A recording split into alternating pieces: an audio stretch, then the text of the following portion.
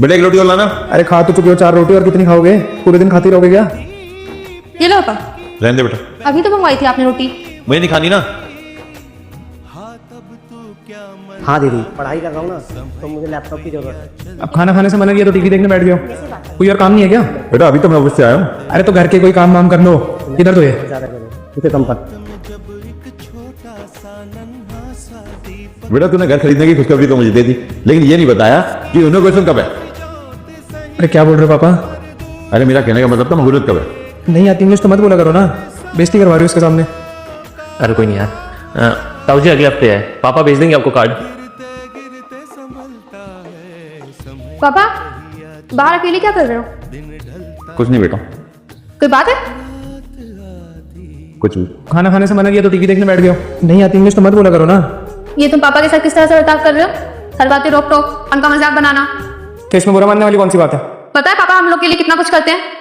माना पापा को सब कुछ नहीं आता है, लेकिन वो जो काम करते हैं ना वो कोई आसान नहीं है। और मम्मी का काम? एक दिन तो पापा को छुट्टी मिलती है, बाकी टाइम तो ऑफिस में रहते हैं। मम्मी को तो एक दिन भी छुट्टी नहीं मिलती। और पापा क्या करते हैं? जब भी ऑफिस से आते हैं तो मम्मी को टोकते रहते हैं कि तूने क्या किया सारा दिन घर पे। हमारे सामने मम्मी का मजाक उड़ाते रहते हैं, और सिर्फ हमारे सामने ही नहीं, मेहमानों के आगे भी। सही कह रहा हूं ना पापा? अब क्या बताऊं आंटी जी आपको मैं, आजकल तो लोग इतने सोफिस्टिकेटेड हो गए हैं ना कि मुझे तो समझ ही नहीं आता क्या करना चाहिए। बेटा उसको अंग्रेजी समझ में नहीं आती, हिंदी में बात किया कर। यार परेशान कर रखा है तूने, एसी की सर्विस कर जाना। आप काम पे चले जाओ, बिजली वाले को मैं देख लूंगी। तुम तो रहनी दो, तुम्हें बात करनी आती नहीं किसी से, मैं देख लूंगा अपने आप।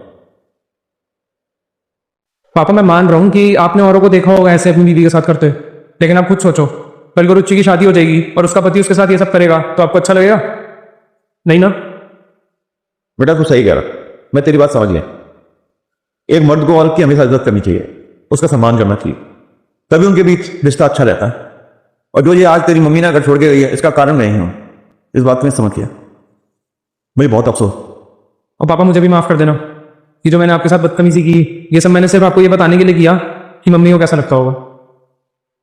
हम एक फैमिली है, अगर हम ही एक दूसरे की गलतियों पर पर्दा नहीं डालेंगे तो और कौन डालेगा? ठीक है बेटा।